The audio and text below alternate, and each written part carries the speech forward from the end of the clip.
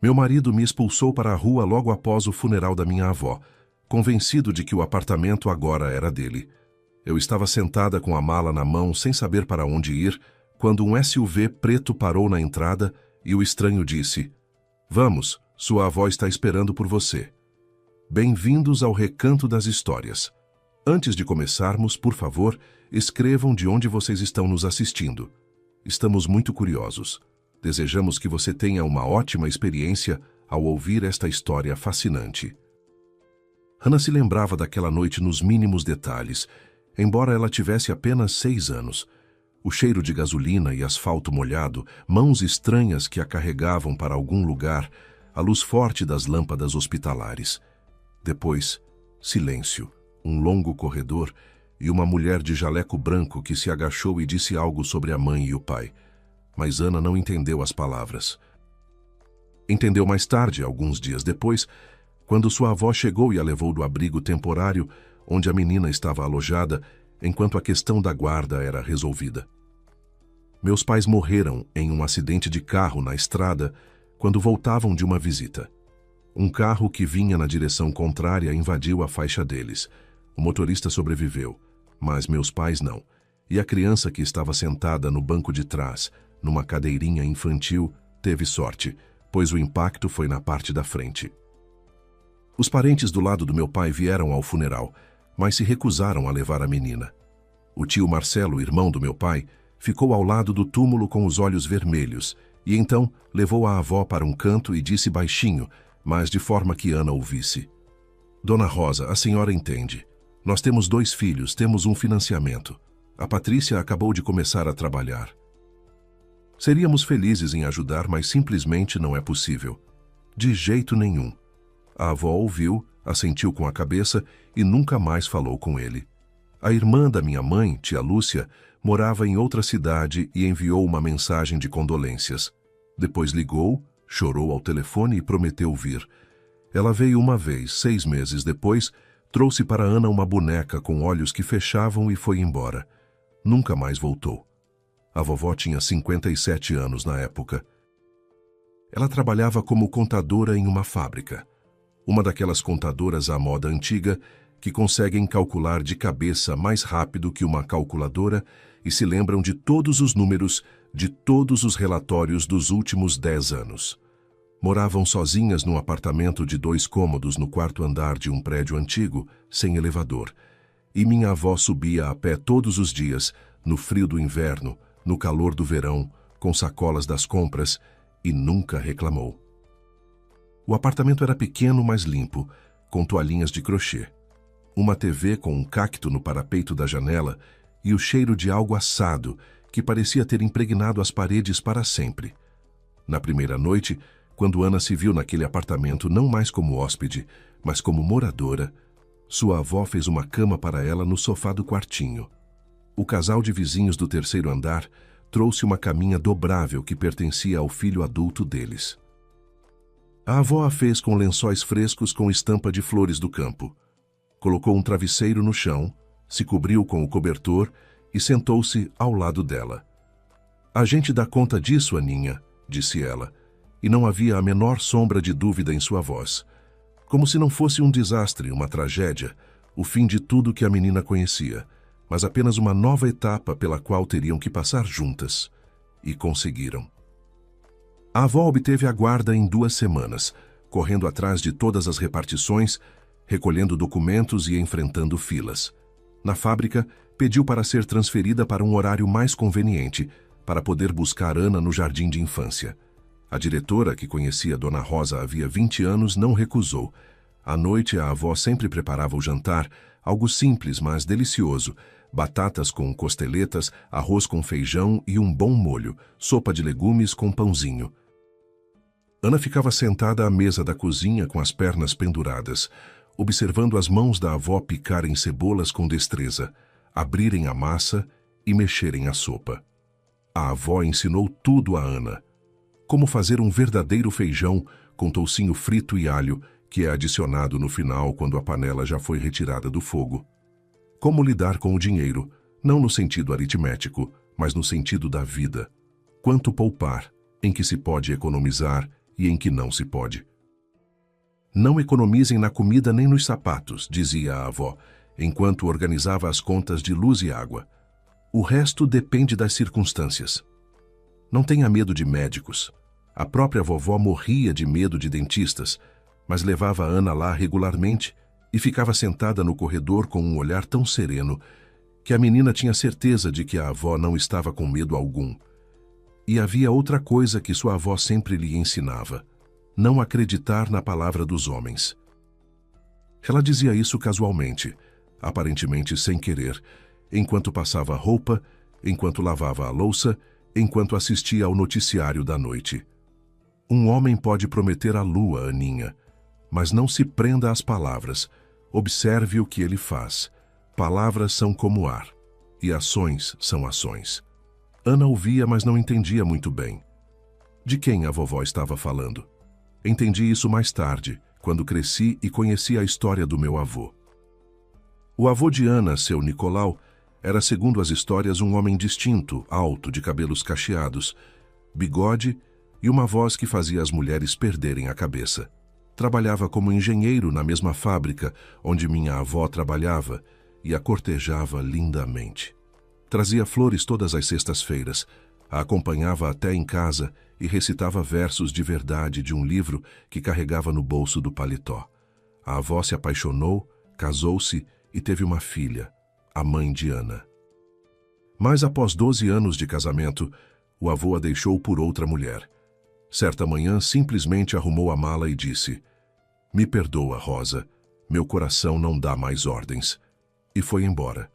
Depois disso, por 20 anos, andou pela justiça tentando reaver sua parte no apartamento, enviando advogados e redigindo declarações exigindo a divisão. A vovó resistiu, lutou contra todos os processos, mas aqueles 20 anos a transformaram. Ela não se tornou uma pessoa amargada. Não, a vovó não sabia fazer isso. Ficou com raiva por muito tempo, mas depois se tornou cautelosa, como alguém que se queimou uma vez e desde então sempre verifica a temperatura da água antes de mergulhar a mão. Ana cresceu sem perceber como sua avó estava envelhecendo. Quando criança, sua avó parecia uma daquelas pessoas eternas que sempre foram e sempre serão. Ela ia trabalhar, cuidava da casa, ajudava Ana com a lição de casa, discutia ao telefone com o encanador do condomínio e fazia bolo de maçã aos sábados. Depois, Ana se formou na escola e entrou numa faculdade para se tornar contadora. A avó irradiava orgulho, embora tenha dito que a contabilidade não é uma profissão, mas um modo de vida, e nunca é fácil. Então Ana conseguiu um emprego numa pequena empresa, e sua avó finalmente se aposentou. Embora a fábrica tivesse pedido que ficasse...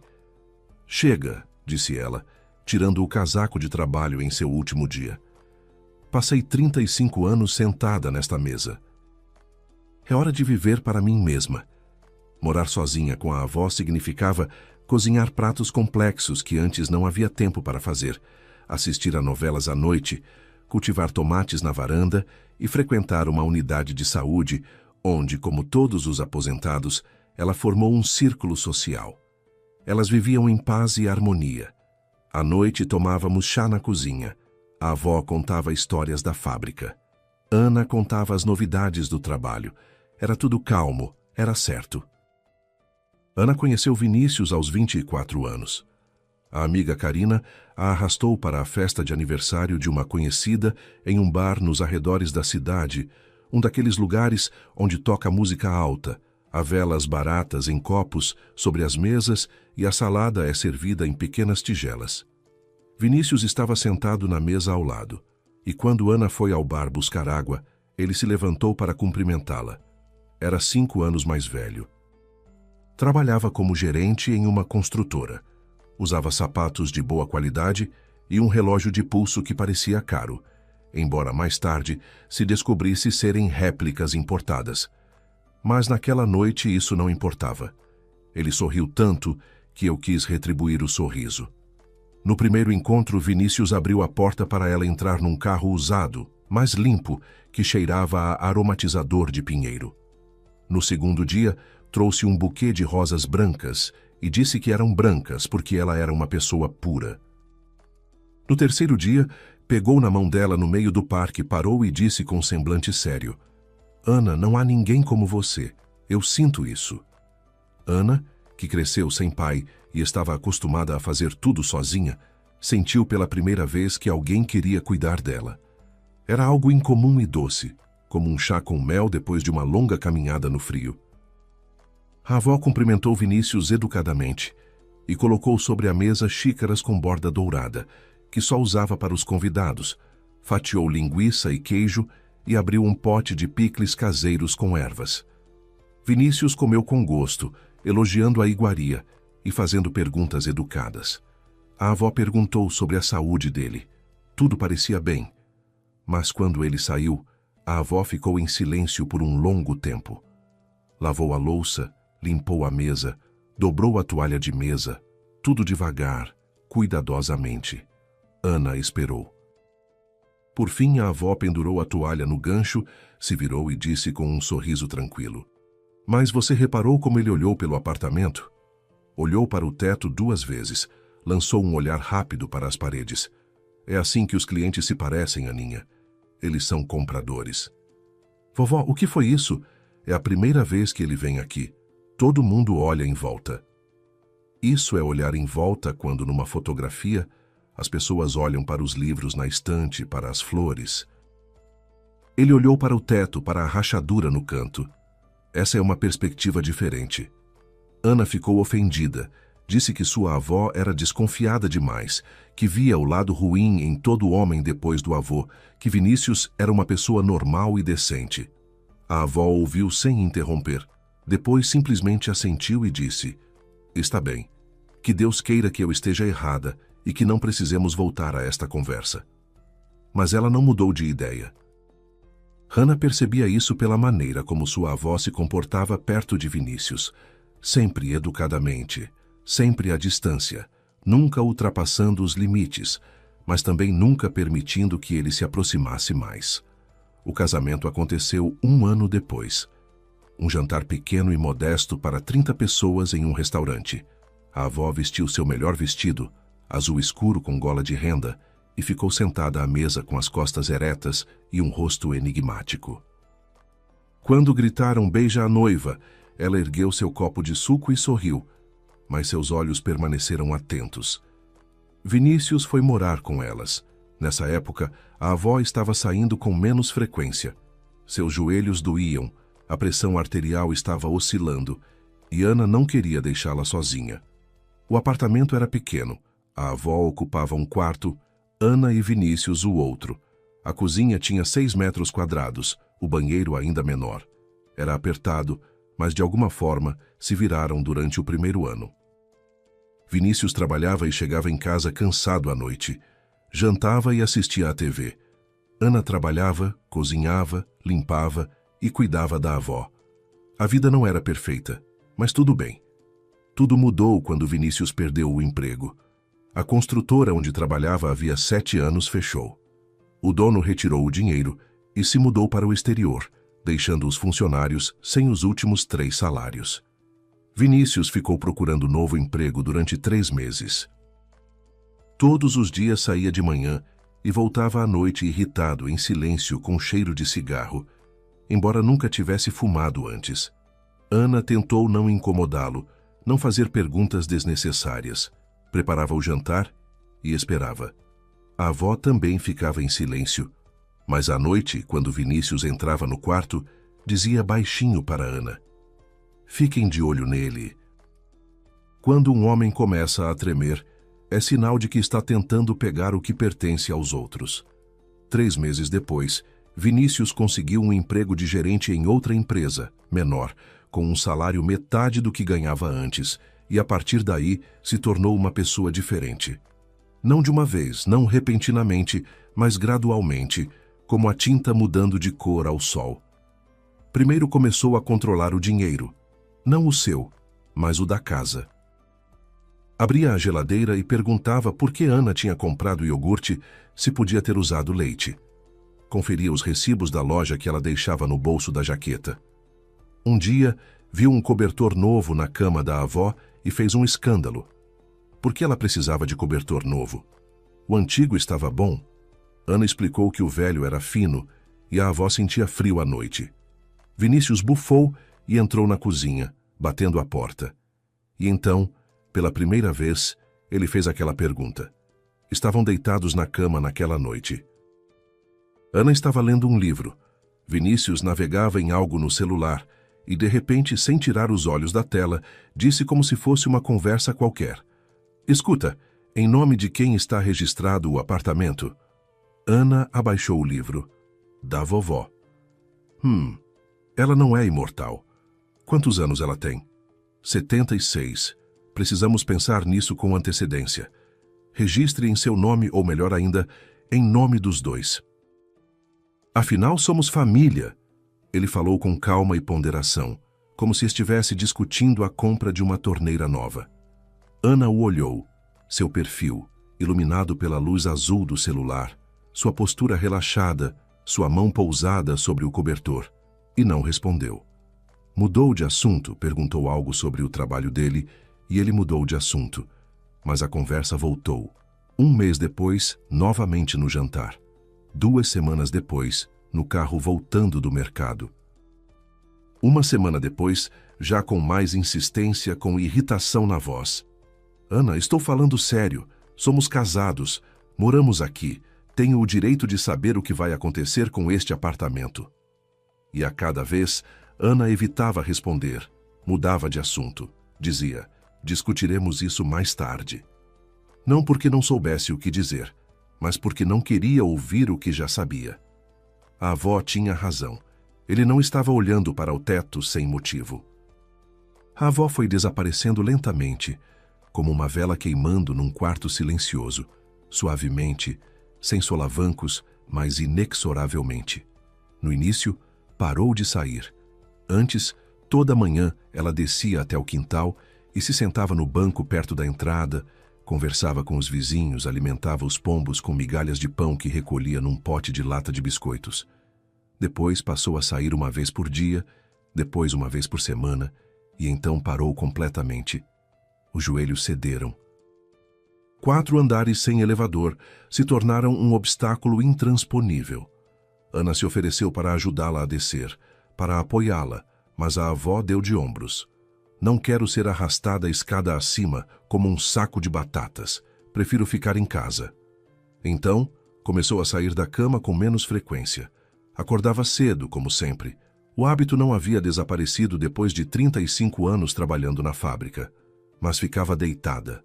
Olhava para o teto, ouvia o rádio que zumbia baixinho no criado mudo. Ana trazia seu mingau de aveia com leite para o café da manhã no quarto, pão com manteiga, chá com limão. A avó comia pouco, mas bebia o chá até o fim e sempre agradecia a Ana com uma voz que dava vontade de sentar ao lado dela e nunca mais sair. O médico, um jovem clínico geral do posto de saúde, Dr. André de voz calma e o olhar cansado de um homem que já viu demais com 30 anos, veio à casa. Examinou a avó, mediu a pressão arterial, auscultou o coração e então saiu para a cozinha com Ana e disse, levemente alterando a redação de sempre: idade, insuficiência cardíaca, o coração está debilitado, pode ser tratado com remédios, mas não espere milagres. Ana assentiu. Anotou os nomes dos medicamentos, perguntou sobre a dieta, sobre a rotina, sobre tudo o que pudesse ser perguntado, como se agarrando a cada detalhe pequeno, como se uma boa dieta pudesse parar o tempo. No trabalho, sua chefe, Dona Irene, foi compreensiva. Ela mesma cuidava da mãe doente e entendia tudo sem precisar de explicações. Ana teve permissão para trabalhar menos horas. Chegava cedo e saía ao meio-dia.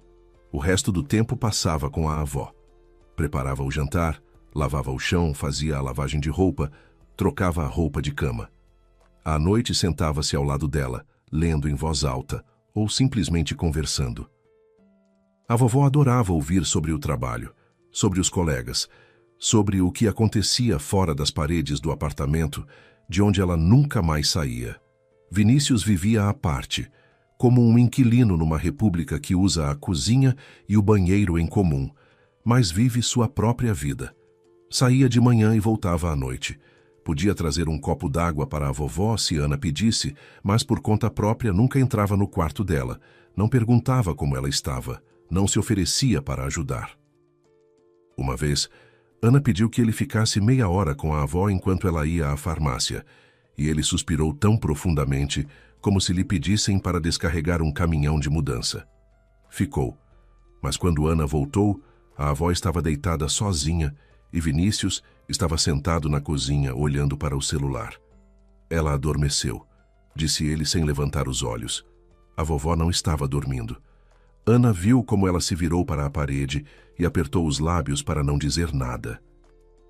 À noite, quando Vinícius ia para o quarto ou para a casa dos amigos, que, como Ana suspeitava, era mais provavelmente um bar a 2 quarteirões de distância, a avó não reclamava, não criticava. Conversavam sobre coisas que pareciam abstratas, mas que na verdade eram as mais concretas do mundo.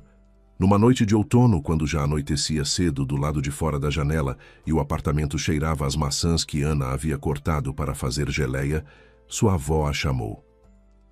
Ana sentou-se na cadeira ao lado da cama, como fazia todas as noites. A avó estava deitada sobre um travesseiro alto, com o cobertor puxado até os joelhos. Queixo proeminente, mãos dobradas sobre o peito, magra, com veias visíveis, mas ainda assim forte, tenaz. Ela pegou a mão de Ana e disse: "Aninha, escute-me. Já vou embora. Não me interrompa. Não estou com medo. E você não deveria ter medo. Eu vivi uma boa vida. Não uma vida fácil, mas uma boa vida. E a melhor coisa de tudo foi você. Vovó, não faça isso. Você precisa ouvir. Quero que saiba que eu organizei tudo. Você não tem nada com que se preocupar. Mas prometa-me uma coisa." A avó apertou a mão dela. Seus dedos estavam frios, mas o aperto era firme. "Aconteça o que acontecer, não entregue o que é seu. Mesmo que te pressionem, não dê a ninguém. Mesmo que gritem, ameacem, digam que você tem que fazer isso, que é assim que deve ser, que você deve isso. Você não deve nada a ninguém." "Aninha, mantenha-se firme." Ana prometeu, embora não entendesse completamente o que exatamente a avó queria dizer. Pensou que se tratava da sabedoria geral da avó sobre a vida, acumulada ao longo dos anos. Só mais tarde, muito mais tarde, ela percebeu que a avó estava falando de coisas muito específicas e de uma pessoa muito específica. Dona Rosa faleceu numa manhã de quinta-feira, no início do outono. Tranquilamente, durante o sono, como partem as pessoas que conseguiram fazer tudo o que queriam. Ana foi até ela de manhã com o café da manhã, mingau de aveia, pão, chá. A avó estava deitada de costas, as mãos dobradas sobre o peito por cima do cobertor, a cabeça levemente voltada para a janela, do lado de fora da qual o amanhecer outonal se descortinava com aquela luminosidade turva. No rosto havia um sorriso quase imperceptível, leve e tranquilo, como se ela estivesse sonhando com algo bom. Hannah colocou a bandeja na mesinha de cabeceira, tocou na mão da avó e imediatamente entendeu tudo. Ficou sentada ali por muito tempo, talvez 10 minutos, talvez 1 hora. O tempo parou. Da cozinha vinha o barulho da torneira pingando, que Vinícius prometia consertar há 3 meses. Do outro lado da parede, no apartamento dos vizinhos, a TV funcionava em volume baixo. Os sons habituais de uma manhã comum, num dia em que o mundo de Ana deixou de ser o mesmo. Os preparativos do funeral ela organizou sozinha. Ligou para a funerária, escolheu o caixão, simples de madeira, como a avó pedira, sem dourados desnecessários. Reservou o lugar no cemitério ao lado da mamãe e do papai. Acertou com o restaurante o almoço após o enterro. Imprimiu o comunicado e o afixou na porta do prédio e nos corredores de cada andar. Fazia tudo mecanicamente, como num automatismo, porque se parasse e sentisse, talvez não conseguisse mais se levantar. Vinícius estava presente. Exatamente assim. Presente. Vestiu um terno escuro. Ficou de pé junto ao caixão, mas não se aproximava. Mantinha as mãos nos bolsos. Passava o peso de um pé para o outro, como uma pessoa que aguarda o fim do evento para ir embora. Várias vezes se afastava para um canto, tirava o celular e ligava para alguém. Ana via isso pelo canto do olho, mas já não se importava com nada. Ela ficava de pé junto ao caixão e olhava para o rosto tranquilo da avó, com aquele mesmo sorriso leve que não desaparecera. Os vizinhos vieram, o casal do terceiro andar, Dona Zilda do primeiro, Dona Nilza do prédio em frente, que conhecia a avó havia 40 anos. Vieram colegas da fábrica, 3 aposentados que ainda se lembravam de Dona Rosa jovem. Veio Dona Irene, a chefe de Ana, abraçou-a em silêncio, ficou ao lado, colocou a mão no ombro. Havia poucas pessoas, mas todas verdadeiras, as que conheciam a avó não por obrigação, mas por vida. No almoço, após o enterro, ficaram sentados num restaurantinho do outro lado da rua do cemitério. Falaram baixinho, lembraram. Dona Nilza contou que numa época de crise, quando o dinheiro atrasava, a avó lhe dera seus últimos trocados. Pega, Nilza, eu tenho arroz, me viro, mas você tem filhos para criar. O vizinho do terceiro andar lembrou que Dona Rosa o ajudava a preencher a declaração de imposto de renda todo ano porque ele não entendia nada de papelada. Histórias pequenas, do cotidiano, nada heróicas.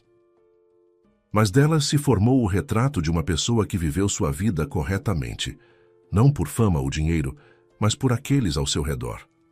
Os convidados se despediram. Ana e Vinícius voltaram para casa. O apartamento parecia vazio, embora não houvesse menos coisas dentro dele. Algo simplesmente havia desaparecido. Um calor invisível criado por uma pessoa viva atrás da parede.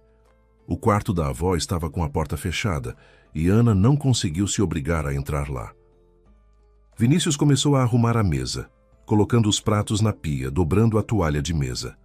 Movia-se de maneira controlada e eficiente, como se estivesse realizando seu trabalho habitual. E, de repente, enquanto empilhava os pratos, disse num tom casual, o tipo de tom que se usa ao pedir que alguém passe o sal. Bom, agora vou precisar ir ao cartório para resolver a documentação do apartamento. Precisamos da certidão de óbito para dar entrada no inventário. Vai demorar uns 6 meses, mas podemos iniciar o processo. Quanto mais cedo começarmos, mais rápido tudo é resolvido. Ana estava perto da janela com um copo vazio na mão. Lá fora, um poste de luz se acendia e a luz amarela incidia sobre o asfalto molhado do pátio. Ela se virou para ele devagar, como que num sonho, e o olhou, como se o visse pela primeira vez. A vovó foi enterrada hoje. Hoje. E você já descobriu tudo? Ele nem sequer ficou constrangido, apenas deu de ombros e respondeu sem levantar os olhos dos pratos. Sou uma pessoa prática. Alguém tem que pensar no futuro. Ana não respondeu. Colocou o copo no parapeito da janela, entrou no banheiro e abriu a torneira. Ficou parada por um longo tempo observando o fluxo de água quente enquanto o espelho embaçava de vapor. Uma pessoa prática. A avó ainda nem tinha esfriado na terra e ele já tinha planejado a rota até o cartório. Os dias seguintes passaram num piscar de olhos. Ana mal dormia, ficava deitada no escuro com os olhos abertos, ouvindo Vinícius roncar ao lado e pensava na avó. Durante o dia, vagava pelo apartamento como um fantasma da própria vida. Entrava no quarto da avó, sentava-se na cama, tocava nas coisas, um xale de crochê no encosto da cadeira, os óculos na mesinha de cabeceira, um livro que a avó não havia terminado de ler, com um marcador na página 132. Havia fotografias na prateleira. Uma jovem avó com a mãe nos braços. Avó e Ana numa casa de campo de um amigo. Ana com uns 10 anos, rindo e segurando um girassol enorme. A avó sozinha no parque, sentada num banco, o rosto voltado para o sol. Vinícius não interferiu.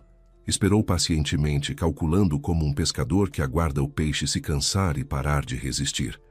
Não mencionou mais a questão do apartamento. Não insistiu no assunto. Trouxe chá para Ana e uma vez comprou um pãozinho para ela na padaria do outro lado da rua. Fez tudo certo. Agiu como um marido carinhoso que deixa a esposa atravessar o luto. Mas Ana não conseguia mais deixar de ver.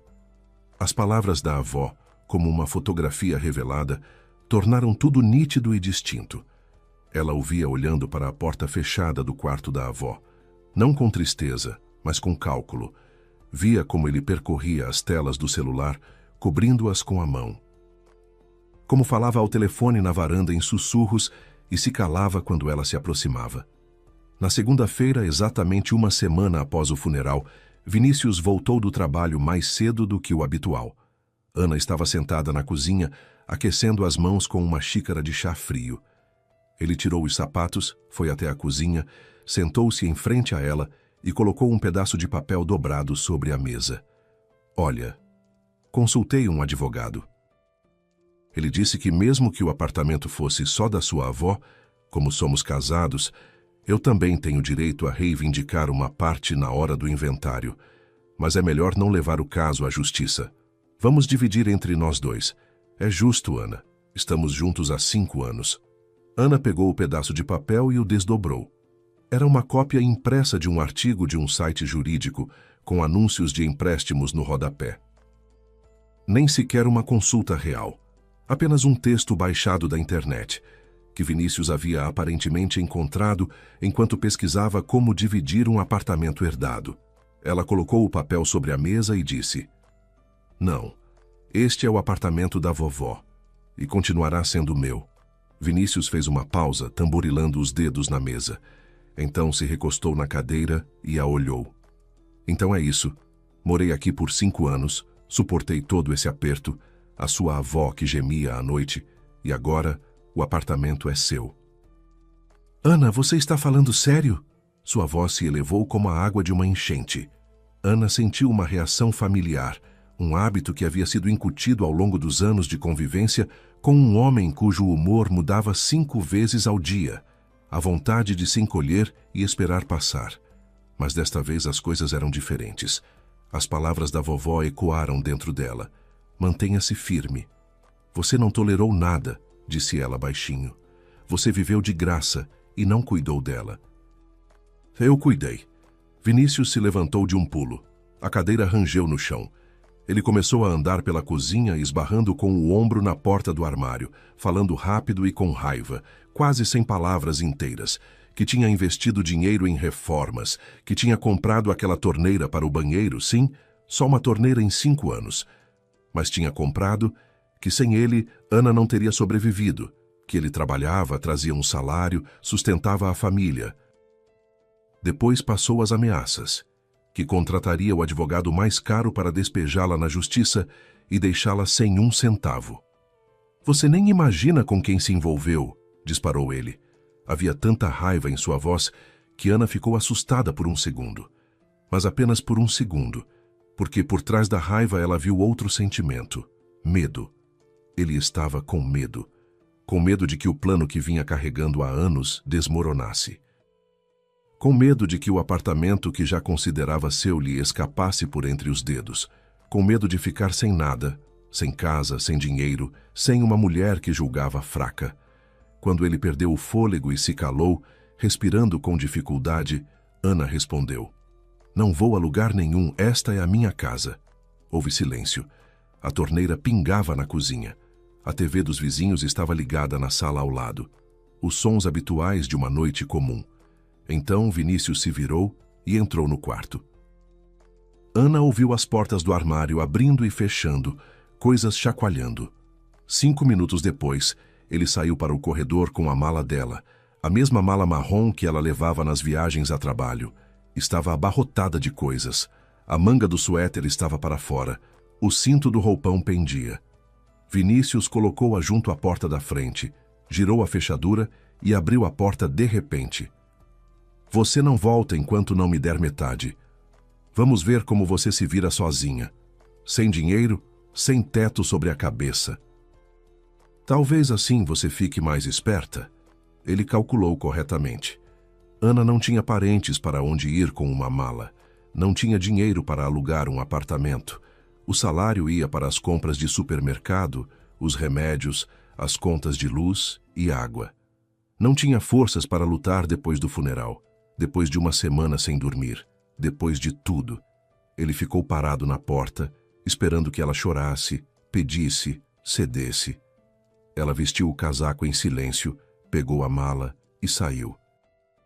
Não porque tivesse cedido, mas porque não conseguia passar mais um minuto entre aquelas paredes ao lado dele.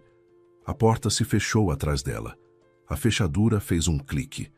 Uma lâmpada fraca queimava no patamar e o ar cheirava a mofo e tinta velha. Ana desceu os degraus, saiu pelo hall de entrada e sentou-se em cima da mala. Garoa fininha caía, chuva de outono, fria, persistente, daquele tipo que não despenca, mas parece pairar no ar. Estava anoitecendo, e o pátio era iluminado por um único poste de luz, cuja chama amarela tremeluzia nas poças d'água. Ana sentou-se e olhou para a frente. Um vizinho passou com um pequeno Spitz, vestindo um macacão vermelho. Passou um carro, iluminando o asfalto molhado com os faróis. Lá em cima, uma janela bateu. Não havia para quem ligar. A amiga Karina havia se mudado 2 anos atrás, casara e fora morar no interior, onde o sinal de celular funcionava uma vez por outra. Os colegas de trabalho eram pessoas boas, mas não tão íntimas para aparecer na porta de alguém com uma mala às 9 da noite. A tia Lúcia, irmã da mamãe, nunca havia se tornado uma pessoa próxima. Elas se falavam uma vez por ano, no Ano Novo. A conversa durava exatamente 5 minutos e consistia sempre nas mesmas frases. Ana estava sentada na mala. A chuva molhava seus cabelos, e no bolso da jaqueta estava o lenço bordado da avó, branco com flores azuis, que ela havia pegado maquinalmente da mesinha de cabeceira ao sair do apartamento. E pensava que a avó tinha razão, em tudo. Sobre Vinícius, sobre as pessoas, sobre a necessidade de saber se defender. Pensava, e não conseguia se obrigar a se levantar. Foi exatamente nesse momento que um carro parou na entrada do prédio. Primeiro Ana ouviu o ronco do motor na curva do pátio. Viu a luz dos faróis deslizar pelos arbustos molhados perto do parque infantil. Um SUV escuro, não novo, mas bem cuidado, do tipo de carro que se lava toda semana e se mantém em dia, que é dirigido por pessoas acostumadas à ordem, não à ostentação. O carro parou a 3 metros da entrada, mas o motor continuou funcionando baixinho, regularmente, como a respiração de alguém dormindo. Ana não se moveu. Ela já havia parado de reagir ao que acontecia ao redor, sentada na mala, molhada, gelada, com o olhar vazio. Tanto fazia que viesse um cortejo fúnebre, um caminhão de lixo. Tanto fazia. Mas então a porta do motorista se abriu e saiu um homem.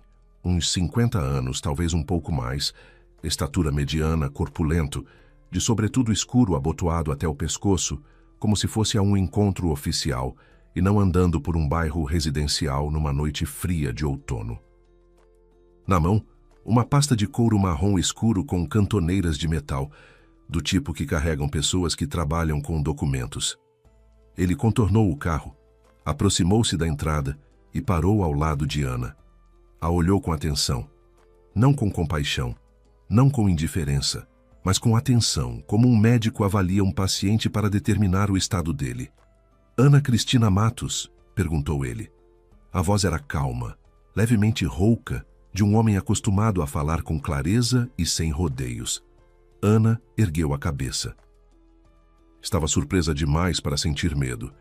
Seus cabelos molhados estavam grudados na testa. O rímel provavelmente estava borrado sob os olhos. A jaqueta estava completamente encharcada. Ela provavelmente parecia deplorável, mas não dava a mínima. Sim, disse ela. E o senhor é? O homem inclinou levemente a cabeça, como pessoas acostumadas à cortesia costumam fazer. Meu nome é Geraldo Augusto Sorocaba. Sou assistente da tabeliã doutora Teresa Serrano.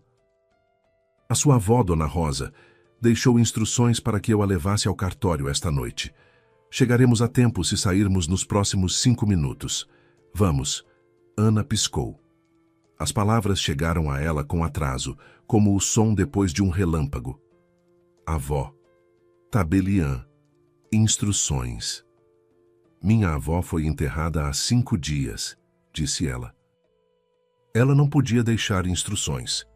Ela as deixou há 4 meses, respondeu Geraldo Augusto sem alterar o tom de voz, com a própria mão, na presença de uma tabeliã e com 2 testemunhas. E apontou exatamente esta data. Ou melhor, não a data, mas as condições. A garganta de Ana se apertou. Ela quis dizer algo, mas não conseguia. Engoliu em seco e sentiu os olhos arderem. A vovó sabia. Ela não havia adivinhado, não havia presumido. Ela sabia. Assim como soube sobre o avô, assim como sabia sobre as pessoas, como soube que o homem olhando para o teto de um apartamento alheio não era um convidado, mas um comprador. 4 meses atrás, deitada na cama com o coração debilitado, ela não pensava em si mesma. Pensava em Ana, no que aconteceria a seguir. Geraldo Augusto não se apressou. Ficou ao lado dela, segurando a pasta, esperando. A chuva ensopava seu sobretudo, mas ele não deu a mínima. Quando Ana finalmente se levantou, suas pernas estavam dormentes e ela cambaleou. Ele estendeu a mão e pegou a mala. Deixe-me colocar isso no porta-malas. Ela assentiu. Ele ergueu a mala com facilidade, colocou-a no carro e abriu a porta traseira para ela. O interior cheirava a couro e algo parecido com madeira, não a aromatizador, mas a cedro verdadeiro. Um pequeno galho quase imperceptível no painel, ao lado de uma imagem de Nossa Senhora. Ana entrou. Geraldo Augusto ligou o motor e partiram. Dirigiram em silêncio. Ana olhou pela janela para as ruas molhadas, para as lanternas que passavam, para as pessoas que se apressavam para voltar para casa sob guarda-chuvas. Uma noite comum numa cidade comum. Ninguém ali sabia que dentro do SUV escuro havia uma mulher que havia sido expulsa de casa pelo próprio marido e agora estava sendo levada a um cartório por instrução da avó falecida. Parecia loucura, mas Ana havia deixado de se surpreender com o que o amor era capaz de fazer, especialmente o amor da avó, que sempre se expressava não em palavras, mas em ações. O cartório ficava no térreo de um prédio residencial, numa rua lateral tranquila, a cerca de 10 minutos de carro do pátio de Ana. Uma porta discreta com uma placa de latão. Doutora T. Serrano, tabeliã. No interior, uma pequena sala dividida em área de recepção e um escritório. A área de recepção tinha 2 cadeiras e uma mesa com revistas que, a julgar pelo desgaste, estavam ali havia anos. O escritório tinha uma enorme mesa de madeira escura, uma estante com portas de vidro, pesadas cortinas cor de vinho na janela e um abajur de cúpula verde que emitia uma luz suave e aconchegante. Cheirava a café e levemente a papéis velhos, aquele cheiro característico que surge em lugares onde são guardados documentos importantes. A tabeliã estava à espera. Doutora. Teresa Serrano revelou-se uma mulher de uns 60 anos, baixa, de cabelos grisalhos presos num coque impecável na nuca e um olhar atento por cima dos óculos de armação metálica fina.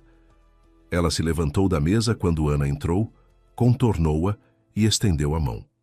O aperto foi firme de quem está acostumado a assuntos sérios e disse: "Conheci sua avó durante 12 anos. Ela era uma das mulheres mais resoluta que encontrei em toda a minha carreira. Sente-se, Ana Cristina." Temos muito a fazer. Ana sentou-se na cadeira em frente à mesa. A cadeira era velha, de couro gasto. Era óbvio que centenas de pessoas haviam se sentado nela antes dela. Ela se sentiu como se tivesse se entregado completamente. Se fechasse os olhos, adormeceria ali mesmo naquele instante. Mas Dorta. Teresa já havia aberto uma pasta grossa com documentos, com divisórias e marcadores de cores diferentes, e começou a falar. "Ana Cristina, sua avó entrou em contato comigo pela primeira vez há 8 anos. Na ocasião, ela me pediu para elaborar um testamento, um procedimento padrão. Depois, há 3 anos, ela voltou e disse que queria mudar a estratégia. Palavras dela: um testamento é bom, mas pode ser contestado, e eu quero que não haja nada para contestar." Doutora. Teresa empurrou o primeiro documento em direção a Ana. "Primeiro, o apartamento em que você mora foi transferido para você por meio de uma escritura de doação há 3 anos. Aqui está o contrato, aqui está a matrícula do imóvel, aqui está a confirmação do registro. Sua avó lavrou discretamente a doação, sem contar para você nem para o seu marido. Ela me explicou o motivo. Não confiava nele e não queria que ele soubesse da transferência antes que fosse necessário. Ana encarava o documento sem conseguir focar. As letras estavam borradas. 3 anos atrás, a avó ainda estava de pé e ainda ia à unidade de saúde. Ainda fazia bolo de maçã aos sábados. E mesmo assim, sabia que Vinícius tentaria ficar com o apartamento. Mesmo assim, agiu. Como o apartamento foi recebido por doação, prosseguiu a tabeliã, ele é sua propriedade particular. No direito brasileiro, bem recebido por doação não entra na partilha em caso de divórcio, mesmo que a doação tenha acontecido durante o casamento. Seu marido não pode reivindicá-lo, nem como bem comum do casal, nem por qualquer outra via. Ele é inteiramente seu. Doutora Teresa deu 1 minuto para Ana processar isso e passou para o segundo documento. Segundo, sua avó tinha um sítio no interior, a 70 quilômetros daqui. Você sabia disso? Ana balançou a cabeça negativamente. O sítio foi herdado por sua avó de sua irmã Zilda, que morreu sem filhos há 10 anos. Uma casinha de madeira de 2 andares, com terreno generoso. Sua avó não o vendeu. Pagava as contas. Uma vez por ano, contratava um faz-tudo local para pequenos reparos. Consertar a varanda, limpar a calha, pintar a cerca. O sítio está em bom estado e foi deixado para você no testamento. Ana não conseguia absorver. Um sítio. A avó que contava cada centavo, guardava a aposentadoria para comprar remédios e se preocupava com as tarifas de eletricidade. Durante todos esses anos, havia mantido aquele sítio, sem mencionar nenhuma única vez, nenhuma palavra sequer. Terceiro, doutora Teresa pegou os documentos do banco. Uma conta poupança foi aberta em seu nome, por meio de procuração. Sua avó vem depositando recursos nessa conta nos últimos 8 anos, com pequenas quantias da aposentadoria e de trabalhos informais. Ela, como a senhora sabe, às vezes ajudava conhecidos com a contabilidade, preparava declarações de imposto de renda, preenchia documentos, não de graça, mas por uma taxa módica. Tudo o que ganhava acima das suas despesas era reservado para essa conta. Aqui está o extrato. Ana pegou o papel. A quantia não era enorme, não eram milhões, não era uma fortuna, mas era o suficiente para viver 6 meses sem trabalhar, ou alugar um apartamento e começar tudo de novo. Ou como a avó havia escrito num anexo em forma de carta, com aquela caligrafia impecável que usara a vida toda, para se livrar de quem não te merece e não olhar para trás. Ana segurou a carta e sentiu o cheiro da avó no papel, como se a avó estivesse sentada ali perto, na cadeira ao lado, e dissesse baixinho: "Viu, Aninha? Eu prometi, eu organizei tudo." E em quarto lugar, disse doutora Teresa mais suavemente, em voz baixa, como se entendesse que a parte mais difícil estava por vir. Sua avó deixou uma gravação em vídeo. Ela virou a tela do notebook para Ana e apertou o botão. A tela piscou e o rosto da avó apareceu. A gravação havia sido feita ali mesmo, naquele escritório. Ana o reconheceu pelas cortinas cor de vinho ao fundo. A avó estava sentada exatamente na mesma cadeira em que Ana estava sentada agora, magra, com as bochechas encovadas, envolta no mesmo xale de crochê que estava no encosto da cadeira em seu quarto. Mas seus olhos eram claros, vivos, incisivos, e sua voz era firme, como sempre. "Aninha", disse ela na tela, e Ana estremeceu ao ouvir aquela voz. "Se você estiver assistindo a isso, significa que eu já não estou mais aqui, e essa pessoa mostrou sua verdadeira face. Não estou surpresa. Já vi pessoas como ele. Já convivi com alguém assim. Seu avô era exatamente igual. Belas palavras, promessas, e depois 20 anos de processo judicial por paredes e tetos. Eu não queria que você passasse por isso de novo." A avó na tela fez uma pausa, pegou um copo d'água que estava sobre a mesa, tomou um gole. Sua mão tremia levemente, mas a voz permaneceu calma. Assinei a escritura de doação em silêncio, porque ele não deveria saber. Se soubesse, teria começado a agir antes, enquanto eu ainda estava viva. Poderia ter bolado alguma coisa, encontrado uma maneira de pressionar. Mas como está, simplesmente não lhe deu tempo. O apartamento é seu, e nenhum tribunal pode mudar isso. O sítio também é seu. Guardei para você. É um lugar agradável, Aninha. Uma macieira perto da varanda, silêncio. Você vai gostar. Ela fez uma pausa, olhou diretamente para a câmera, de modo que parecia que podia ver Ana através da tela, através do tempo, através da morte. Sei que você está chorando agora. Não chore. Você é mais forte do que parece. Cresceu sem pais e se tornou uma boa pessoa. Isso não é mérito dele. É seu. Lembre-se de uma coisa. Nunca deixe ninguém tirar de você, nem seu apartamento, nem sua dignidade, nem o direito de viver sua própria vida. Eu te amo. Sempre te amei, desde o dia em que te trouxe para casa e fiz tua cama com lençóis floridos. Viva bem, minha netinha. A luz se apagou. O escritório ficou silencioso. Apenas o relógio na parede fazia tic-tac e um carro passou pela janela, iluminando as cortinas por um segundo, com a luz amarela dos faróis.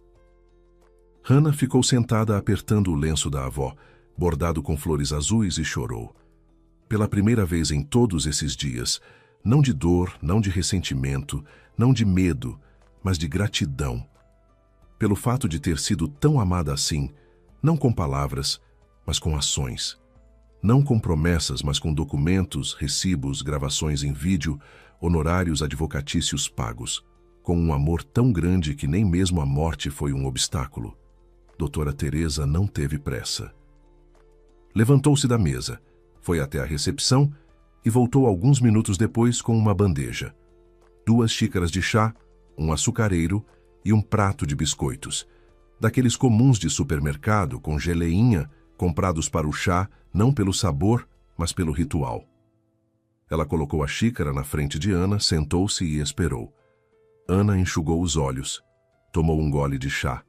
Estava quente, forte, com um leve amargor. Ergueu a cabeça. Obrigada, disse ela, por tudo isso. Por tê-la ajudado. É o meu trabalho, respondeu doutora Teresa. Mas para ser sincera, eu teria feito isso pela sua avó até de graça. Ela era especial. A tabeliã tirou os óculos, limpou-os com um guardanapo e os colocou de volta. Ana Cristina, preciso avisá-la. Seu marido provavelmente tentará questionar os documentos. Do ponto de vista legal, isso não vai a lugar nenhum.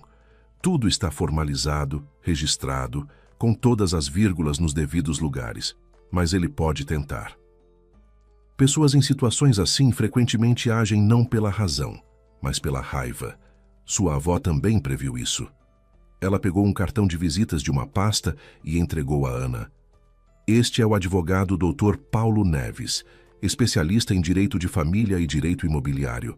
Sua avó pagou pela consulta inicial e pela representação, caso o caso vá a juízo. As informações de contato dele também estão na pasta, junto com cópias de todos os documentos. Ana pegou o cartão. Cartolina grossa, fonte rígida, número de telefone e endereço. A avó havia pensado em tudo, em cada passo, em cada curva. Havia previsto todos os ataques possíveis e construído uma defesa com antecedência. Como uma contadora que equilibra um balanço, cada número deve estar no lugar certo, cada linha deve ser justificada. E mais uma coisa, acrescentou doutora Teresa. Sua avó me pediu para lhe entregar algo pessoalmente, não em papel, não em gravação. Ela me disse estas palavras quando estávamos sentadas nesta mesma mesa há 4 meses e me pediu para lhe contar isso. Olhando-a nos olhos, a tabeliã encarou Ana diretamente, com seriedade e um carinho difícil de resistir. Ela disse: diga a ela para não sentir pena dele. Pena não é amor. Amor é quando você não precisa ser protegida da pessoa ao seu lado. Ana fechou os olhos. A voz da avó ressoava nessas palavras tão claramente, como se ela mesma as tivesse pronunciado ali mesmo. Naquele instante, naquele escritório com as pesadas cortinas e o abajur verde. Pena não é amor. Quantas vezes, ao longo daqueles 5 anos, Ana havia sentido pena de Vinícius, quando ele perdeu o emprego, quando estava com raiva, quando perdia a paciência. Ela teve pena e suportou porque achava que era assim que devia ser, que suportar era amar. Mas a vovó sabia a diferença. Ela sempre soube. Doutora Teresa fechou a pasta e a entregou a Ana. Aqui estão todos os originais e cópias. A escritura de doação, o testamento do sítio, os documentos bancários, os contatos do advogado, uma carta da sua avó e um pendrive com a gravação em vídeo. Guarde num lugar seguro e ligue para o Dr. Paulo amanhã cedo. Ele está ciente da situação e aguarda sua ligação. Ana apertou a pasta contra o peito. Era pesada, não em peso, mas em significado. Continha todo o amor da avó, envolto em parágrafos, selos e assinaturas. Geraldo Augusto a levou não para casa, mas para um hotel a 2 quarteirões de distância. Um hotelzinho limpo, com um recepcionista simpático que não fez perguntas desnecessárias. Ana pagou o quarto com o cartão da avó. O cartão estava na pasta, junto com o código PIN que a avó havia anotado à mão num post-it amarelo. O quarto tinha uma cama pequena, uma mesa, uma cadeira, uma TV, mas estava quente e seco. Depois da chuva de outono e do banco frio na entrada, parecia um paraíso. Ela se deitou sem se despir, colocou a pasta e o lenço da avó com flores azuis ao lado da cama.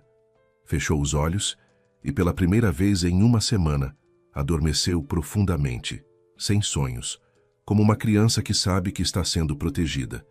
De manhã, Ana acordou cedo, às 6, como a avó, por um hábito interno que havia herdado ao longo dos anos que passaram juntas. Lá fora, pela janela do hotel, o céu de outono estava cinzento. Gotas da chuva da véspera escorriam pelo vidro. Ela ficou deitada por 1 minuto, olhando para o teto, e sentiu uma estranha leveza. Não era alegria. Não. A tristeza ainda estava lá. A avó havia partido, e aquele vazio interior permanecia. Mas junto com o vazio, algo mais havia surgido. Um apoio. O chão sob seus pés.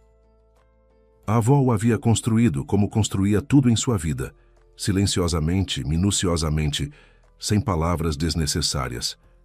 Às 7h30, ela ligou para o advogado. Dr. Paulo atendeu ao segundo toque. Sua voz era proativa, sem compaixão desnecessária, mas também sem frieza. Ana Cristina, eu estava esperando sua ligação. Doutora Teresa me avisou. Vamos nos encontrar às 9. Eu explico o procedimento. Às 9, ela já estava sentada em seu escritório. Doutor. Paulo era um homem de uns 40 anos, magro, de cabelo curto e com o hábito de bater a caneta na mesa quando pensava no próximo passo. Ele estudou os documentos, fez algumas perguntas secas e objetivas, sem qualquer lirismo, e disse: a situação é tranquila. O apartamento é seu, doado pela sua avó enquanto ela ainda era viva. Doação é título particular. Não entra em inventário, não entra em partilha de divórcio. Seu marido não tem nenhum direito sobre ele. Agora precisamos retomar o imóvel. Ele tem chave? Tem. Então vamos hoje mesmo. Você vai comigo, levamos os documentos, chamamos um chaveiro e trocamos a fechadura. Se ele não abrir a porta voluntariamente, acionamos a polícia. Você é a proprietária. Ele não tem nenhum título que justifique a posse. É simples assim. Às 11 estavam na porta do prédio. O chaveiro, chamado pelo síndico, fumava na calçada com a caixa de ferramentas. Ana subiu os 4 lances de escada, sentindo seu coração bater mais forte a cada degrau. Não de medo, mas de determinação. Estava diante da porta atrás da qual havia passado toda a sua vida, e pela primeira vez em todos esses anos, caminhava por ali não como uma vítima, mas como a dona. Vinícius abriu após a 3ª batida. Estava na porta de calça de moletom e camiseta amarrotada, sem fazer a barba, com uma xícara de café na mão. Surpresa brilhou em seu rosto, seguida de satisfação. Ele concluiu que Ana havia voltado para se render. Ela percebeu porque ele ergueu levemente o queixo Endireitou os ombros, e aquele olhar de dono brilhou em seus olhos, condescendente, o olhar com que a encarava sempre que se sentia superior. Bem, você voltou ao juízo? Ele começou a falar, mas parou abruptamente ao ver o advogado e o chaveiro atrás dela. Ana entregou-lhe os documentos, uma cópia da escritura de doação e a matrícula do imóvel atualizada. Vinícius os pegou. Examinou de cima a baixo. Ela viu seu rosto mudar, de arrogância para incompreensão, de incompreensão para raiva, de raiva para algo parecido com pânico. É falso, disse ele. A xícara na sua mão tremeu, derramando café no chão. Ela estava doente, não podia pensar com clareza. Isso não pode ser. A escritura foi lavrada em cartório e registrada há 3 anos, disse Dr. Paulo com calma, sem se mexer da soleira. O apartamento pertence a Ana Cristina. O senhor não tem nenhum direito sobre este imóvel. Peço que recolha seus pertences e desocupe. Se preferir resolver isso na polícia, também podemos. Vinícius começou a gritar, não com palavras, mas com sons, fragmentos de frases intercalados com ameaças, insultos e alguns argumentos absurdos de que havia pago as contas de luz e água por 5 anos, que havia comprado um liquidificador e a barra de cortina no quarto, que tinha um amigo advogado que ia rasgar aquela escritura de doação em pedaços. Ligou para alguém, cutucando o telefone com dedos trêmulos. Gritou ao telefone que estava sendo expulso do apartamento da mulher. Dr. Paulo ficou de pé no corredor com o rosto impassível. Aparentemente não era a primeira vez que presenciava algo assim. O chaveiro, com calma, organizou suas ferramentas e aguardou o momento de trocar a fechadura. 2 horas depois, tudo havia terminado. Vinícius arrumou suas coisas em 2 malas, uma das quais precisou ser refeita, porque o zíper se rompeu com a raiva com que ele enfiava as camisas lá dentro. Ao sair, parou na soleira da porta, se virou e disse baixinho, com aquela raiva que só tem as pessoas que perderam o que já consideravam seu. Você vai se arrepender disso, eu prometo. Ana estava parada no corredor do seu apartamento, encostada na parede onde estava pendurada a fotografia da avó, aquela em que ela era jovem, no parque, o rosto voltado para o sol, e não respondeu. Não porque estivesse com medo, porque não havia nada a conversar. Ele já era um completo estranho. Estranho como uma mobília que se carrega durante uma mudança. A porta se fechou. A nova fechadura fez um clique silencioso e seguro. Ana caminhou pelo apartamento.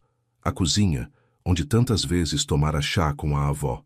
O quarto da avó, onde seus óculos e um livro inacabado ainda estavam sobre a mesinha de cabeceira. A varanda com os vasos vazios, onde os tomateiros da avó haviam crescido no verão. Tudo estava em seu lugar. Tudo era dela. Vinícius não conseguiu fazer nada. Nem o amigo advogado que havia ameaçado chamar, nem ninguém mais. Algumas semanas depois, Dr. Paulo enviou a Vinícius uma carta com uma explicação detalhada da situação jurídica do imóvel e uma sugestão educada, mas clara, de não perder tempo e dinheiro num processo sem nenhuma chance de êxito. Vinícius continuou ligando por um tempo, de números diferentes, porque Ana havia bloqueado o principal logo no primeiro dia. As mensagens eram variadas. Algumas ameaçadoras. Você vai descobrir quem eu sou. Outras compassivas. Ana, estamos juntos há 5 anos, vamos conversar. Eu me exaltei. Ela não respondia. Simplesmente apagava as mensagens sem terminar de ler. Ela mesma entrou com o pedido de divórcio. Requerimentos, documentos, taxas, tudo em ordem, tudo dentro da lei. Exatamente como a vovó ensinara, com calma, sem histeria, com os papéis em mãos. O divórcio foi homologado 2 meses depois. Vinícius compareceu representado por um jovem advogado de terno barato, que tentou sustentar que o apartamento havia sido adquirido durante o casamento e que o marido teria direito à meação. A juíza, uma mulher de meia-idade com olhos cansados e uma pilha de processos sobre a mesa, examinou os documentos, confirmou que o imóvel havia sido recebido por doação, título particular, insuscetível de partilha, e rejeitou todas as alegações. A audiência durou 20 minutos. Ana saiu do fórum como uma pessoa livre. Era o começo do inverno, o primeiro dia verdadeiramente frio. A respiração se transformava em vapor branco. Ana parou na calçada, ergueu o rosto para o céu cinzento e baixo de inverno e respirou fundo, como não respirava havia meses. Discou um número. Doutora Teresa, aqui é Ana Matos. O divórcio está finalizado. Obrigada por tudo. Houve um momento de silêncio na linha.